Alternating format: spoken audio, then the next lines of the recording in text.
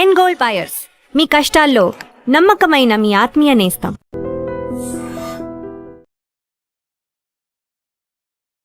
Hello ma'am, hi అండి. Diabetes control చేసుకోవడానికి మనం ఏం చేయాలి?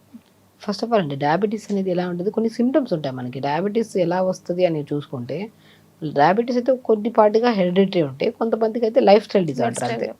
ఎందుకంటే మనం ఎక్కువ ఓవర్ కైండ్ ఆఫ్ థింగ్స్ ఎక్కువ తినేయడం, అంటే ఇప్పుడు పర్ డేలో మనం ప్రతి ఉమెన్స్ 20 to 25 grams అంత షుగర్ తీసుకోవాలి. మగవాళ్ళు అయితే 25 to 30 grams షుగర్స్.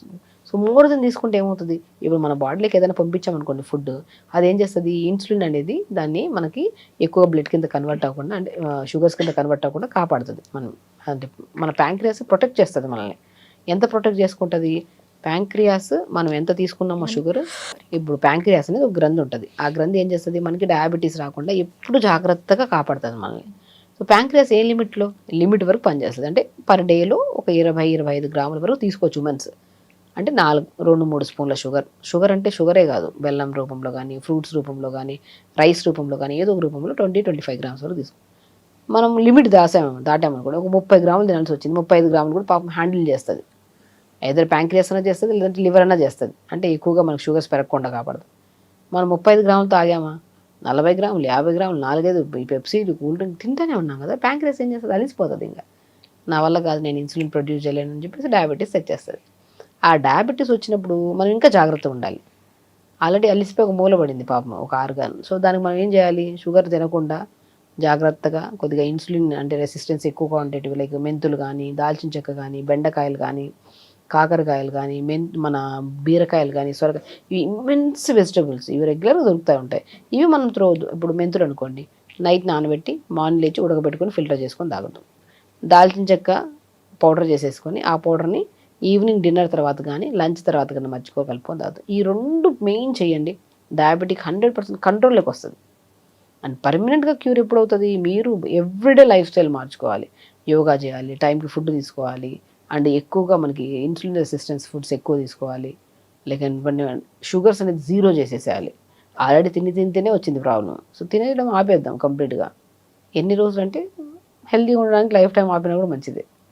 అంటే బట్ మన క్రేవింగ్స్ తీసుకోవాలి, ఎప్పుడో నెలలో ఒకసారి తీసుకుంటే ఓకే, కానీ ఇంకా క్రేవింగ్స్ ప్రతిరోజు క్రేవింగ్స్ వస్తే ప్యాంక్రియాస్ డ్యామేజ్ అయిపోయింది అనుకోండి, షుగర్ ఒక రేంజ్లోకి వెళ్ళిపోతే కంటి ప్రాబ్లమ్స్, నరాలలో బలహీనతలు, అండ్ మనిషి వీక్ అయిపోవడం, మజిల్ పురుగు లాంటిది. డయాబెటీస్ హై లెవెల్లో మెయింటైన్ చేస్తాం అనుకోండి, ఒక కైండ్ ఆఫ్ ఒక పురుగు లాంటిది, అది మజిల్ని తినేస్తుంది, సన్నగా అయిపోతాం, నిద్ర రాదు, కళ్ళు బ్లర్గా కనపడతాయి, ఇవన్నీ వస్తాయి. డయాబెటీస్ అనేది చాలా సింపుల్ అండి కంట్రోల్ చేసుకోవడం. ఎలాగా అంటే కొద్దిగా జస్ట్ మనం మెంతుల్ని నానబెట్టుకొని వాటర్ తాగడం కానీ, దాల్చిన చెక్కని పౌడర్ చేసుకొని 100% ప్రతి డయాబెటీస్ వాళ్ళకి ఎఫెక్టివ్గా పనిచేస్తుంది. ఇది దాల్చిన చెక్క పౌడర్ని లంచ్ డిన్నర్ తర్వాత పావు స్పూన్, ఎక్కువ తీసుకోవద్దు, ఓవర్ హీట్ అవుతుంది. బెండకాయలు కానీ, కాకరకాయలు కానీ, సొరకాయలు కానీ, బీరకాయలు కానీ, ఆకుకూరలు కానీ రెగ్యులర్గా మనం ఫుడ్లో పెట్టుకోవాలి. ఫైబర్ ఎక్కువ తీసుకోవాలి. అండ్ రైస్ విషయానికి వస్తే, రైస్ మెయిన్ షుగర్ని బాగా స్పైక్ చేస్తుంది, వైట్ రైస్. సో వైట్ రైస్కి బదులు మనం బ్రౌన్ రైస్ కానీ, రెడ్ రైస్ కానీ, బ్లాక్ రైస్ కానీ. సో ఈ వాటర్ అబ్జార్ప్షన్ కెపాసిటీ ఎక్కువ ఉంటుంది. ఇప్పుడు వైట్ రైస్లో ఒక గ్లాస్కి 1.5 గ్లాస్ వాటర్ వేస్తే ఉడికిపోతాయి, బట్ బ్రౌన్ రైస్ కానీ, రెడ్ రైస్ కానీ ఒక గ్లాస్కి 4 గ్లాసులు వాటర్ వేయాలి. సో వాటర్ అబ్జార్ప్షన్ కెపాసిటీ ఎక్కువ ఉన్న మనం రైస్ తీసుకోవడం, దాంతోపాటు ఆకుకూరలు, సలాడ్స్ తీసుకోవడం, సింపుల్ ఇవి తీసుకుంటే మనకి diabetic. And main important yoga. ఎప్పటికప్పుడు టెస్ట్ కూడా చేసుకుంటూ ఉండాలి. మనం ఒకవేళ మెడిసిన్ వేసుకుంటున్నాం, అంత డైట్ ప్యాటర్న్ ప్రాపర్గా ఫాలో అవుతున్నాం, డాక్టర్ని కన్సల్ట్ అయ్యి, అంటే ఇప్పుడు మనం చెప్పిన ప్రతి డయాబెటిక్ పేషెంట్ ఇది ఫాలో అవ్వాలని లేదు. ఒక్కొక్క బాడీ తత్వాన్ని ఒకటి కలిగి ఉంటుంది. కొంతమంది బాడీలో ఈ ప్రాబ్లంతో పాటు ఇంకో ఏమైనా ప్రాబ్లం ఉందనుకోండి, లైక్ డయాబెటీస్తో పాటు థైరాయిడ్ ఉందనుకోండి, వాళ్ళ డైట్ మారిపోవాలి. డయాబెటీస్తో పాటు బీపీ ఉందనుకోండి, వాళ్ళ డైట్ మారిపోవాలి. సో డయాబెటీస్తో పాటు ఒబేసిటీ ఉందనుకోండి, వాళ్ళ డైట్. అది మనం ఇండివిజువల్గా ప్రతి పేషెంట్ని ఒక డాక్టర్, మీకు ఫ్యామిలీ డాక్టర్ అని ఉంటారు కదా, వాళ్ళని వెళ్ళి కన్సల్ట్ అయితే మీ సమస్య ఏదో తెలుసుకొని వాళ్ళు మీ ప్రాపర్గా డైట్ ప్లాన్ చేస్తారు. అది మీరు ఫాలో అయ్యారనుకోండి, డెఫినెట్గా డయాబెటీస్ పెద్ద పెద్ద క్యాన్సర్సే క్యూర్ అవుతున్నప్పుడు ఇదంతా ప్రాబ్లం. మనం అంతా mind, body, time, sleep, food, ఇదంతా ఆరోగ్యం. అది అంటారు ఆరోగ్యం ఊరికే రాదని, డబ్బులు ఊరికే రావన్నట్టు, ఆరోగ్యం అనేది చాలా మన చేతుల్లోనే మనం పాడు చేసుకుంటున్నామండి. ఆరోగ్యం చాలా జాగ్రత్తగా చూసుకోవాలి, జీవితాంతం హెల్దీ. ఒకసారి జన్మ తీసుకున్నామంటే 100 ఏళ్ళు బతకాల్సిందే, దాని నో మోర్ డౌట్ ఇంకా అందులో. సో మనం రకరకాల ఫుడ్లు, రకరకాల థింకింగ్, స్ట్రెస్, యాంగ్జైటీలు, రోగాలు రకరకాలు తెచ్చుకొని మనం తొందరగా పోతున్నాం అంతే. ఒక మనిషి మనం ఆరోగ్యం పాడైపోయి ఒక మనిషి చనిపోవడం అనేది ఉండదు లైఫ్లో. వాళ్ళకి ఈ ప్రాబ్లం వచ్చి ఆరోగ్యం ఎంత మనం మంచిగా తిని ఆలోచనలు బాగుండి అన్ని మంచి అలవాట్లు పాతకాల పద్ధతులు ఫాలో అయితే ఎందుకు ఆరోగ్యం పాడు ఉంటుంది చెప్పండి. ఎప్పుడు ఆరోగ్యంగా ఉంటాం. డయాబెటిక్ వచ్చిందని ఫస్ట్ కంగారు వదిలేసేయండి, టెన్షన్ తీసుకోవద్దండి. దాన్ని ఎలా కంట్రోల్ చేసుకోవచ్చు, రెగ్యులర్ యోగా చేయాలా, తొందర పడుకోవాలి, ఫుడ్ ప్యాటర్న్ మొత్తం మార్చుకోవాలి. అసలు HbA1c అని ఉంటుంది, 3 months బ్లడ్ షుగర్ లెవెల్, అది ఎంత ఉంది. సో దాంతోపాటు మనకి fasting sugar levels, post sugar levels ఎలా ఉన్నాయి, అసలు మనం ఏం తింటున్నాం, అసలు fatty liver, grade 1 fatty liver, grade 2 fatty liver, pancreatic problem, ఇవి 2 ఉంటే సరే మనం చాలా వరకు జాగ్రత్తలు తీసుకోవాలి. డయాబెటిక్ కంట్రోల్ చేయాలంటే రెండు అవయవాలు చాలా ఇంపార్టెంట్. ఒకటి ప్యాంక్రియాస్, ఒకటి లివర్. ఈ 2 జాగ్రత్తగా ఉంటే మన డయాబెటిక్ ఇప్పుడు కంట్రోల్లో ఉంటుంది. ఓకే. వాటిని మంచిగా ఉంచుకోవడానికే మనం healthy habits, life style changes చేసుకుంటే సరిపోతుంది. గ్యాస్ట్రిక్ సమస్యలు అలాగే కాన్స్టిపేషన్, స్టొమక్ సమస్యలతో ఇబ్బంది పడుతూ ఉంటారు. వీళ్ళకు ఎలాంటి ఫుడ్ తీసుకోవాలి అండ్ అసలు ఇవి రావడానికి కారణాలు ఏంటి ఎక్స్ప్లెయిన్ చేస్తారా? ఫస్ట్ ఆఫ్ ఆల్ అండి, గట్ క్లీన్గా ఉండాలి. మనం గట్ అంటే పేగులు అనుకుంటాం, మోషన్కి వెళ్ళిపోతే గట్ క్లీన్గా ఉంది అనుకుంటాం. అసలు గట్ స్టార్ట్ అయితే మౌత్ నుంచి.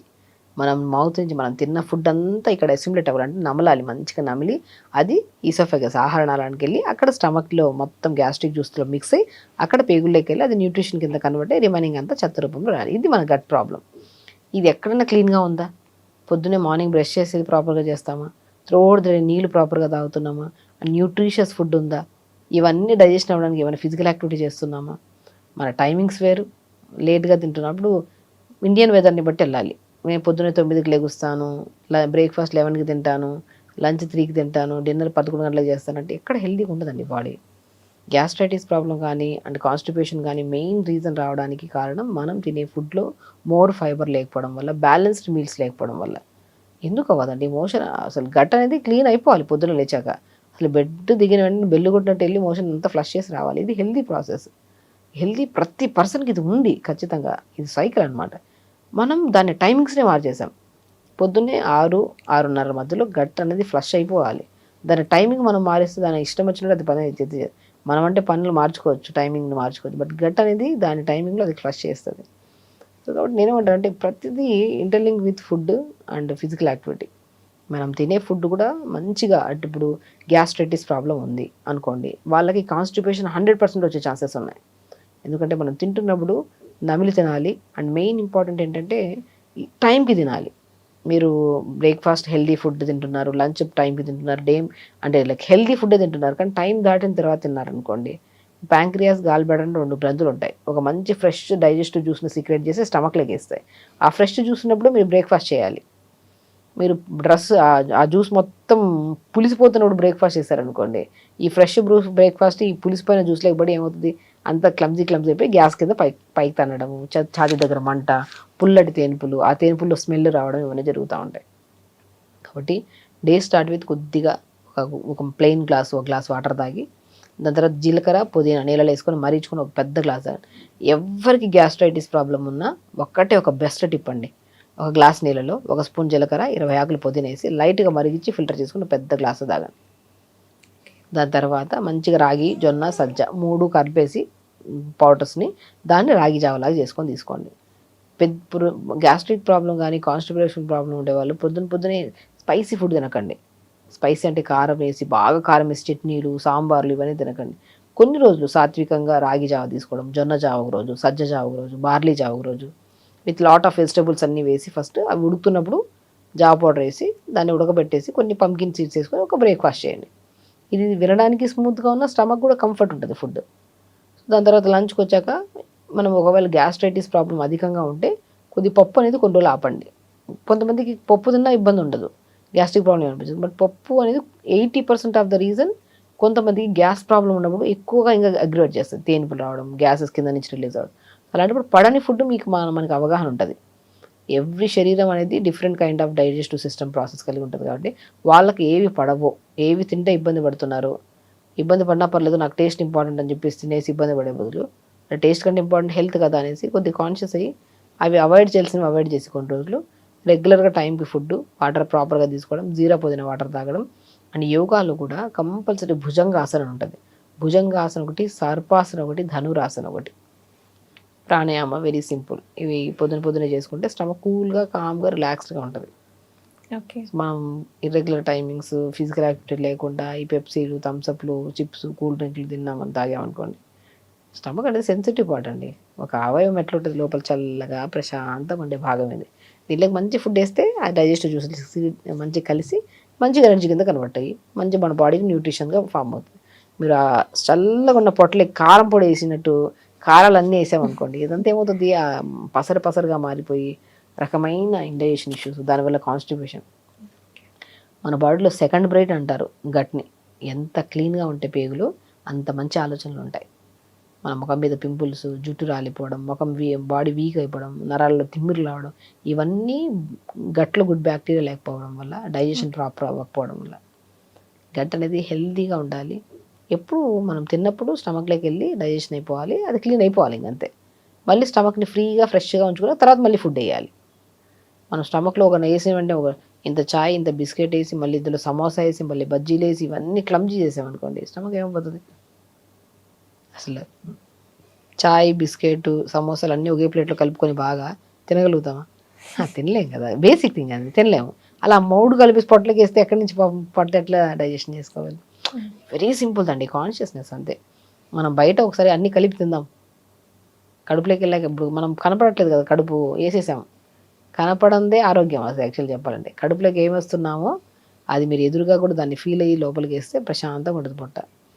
అన్నీ క్లమ్జీ చేసి అన్నీ మిక్స్ చేసేస్తే పొట్ట పాడవుతుంది, గట్ హెల్తీగా ఉండదు, బ్రెయిన్ పాడవుతుంది, స్ట్రెస్, యాంగ్జైటీ, డిప్రెషన్లు, బీపీలు, కౌంట్లెస్ ప్రాబ్లమ్స్. ఆరోగ్యం అనేది ఎవ్రీథింగ్ అనేది మనం ఆలోచించి తినాలి, హెల్తీగా ఉండాలి. ఓకే. గట్ హెల్త్ కోసం, అలాగే కాన్స్టిపేషన్ ఉన్న వాళ్ళకి, గ్యాస్ట్రిక్ సమస్యలు ఉన్న వాళ్ళకి మంచి హెల్తీ డైట్ చెప్పారు. థ్యాంక్ యూ సో మచ్ అండి. And for more videos, Please subscribe to iDream channel. Subscribe to iDream Media. Please subscribe to iDream. Please subscribe to iDream. Please subscribe iDream. And please subscribe to iDream. For more videos, subscribe to iDream. please like, share and subscribe to the channel. Congratulations, iDream. Subscribe to iDream. Subscribe to iDream. So subscribe to iDream Media. iDream ki iDream team అందరికి huge congratulations. Please subscribe iDream Media. Please subscribe to iDream. Subscribe iDream. Please subscribe to iDream. iDream అంటే నా కళల channel subscribe చేసుకున్న నోరు తిరుగుతలేదు, మీరైతే గంట గుర్తు కొట్టండి. For more such videos, please subscribe to iDream. Subscribe to iDream. Please subscribe to iDream. Please subscribe iDream Media. Please do subscribe to iDream. Please subscribe to iDream Media. For best entertainment and information, please subscribe iDream. And don't forget to subscribe to iDream.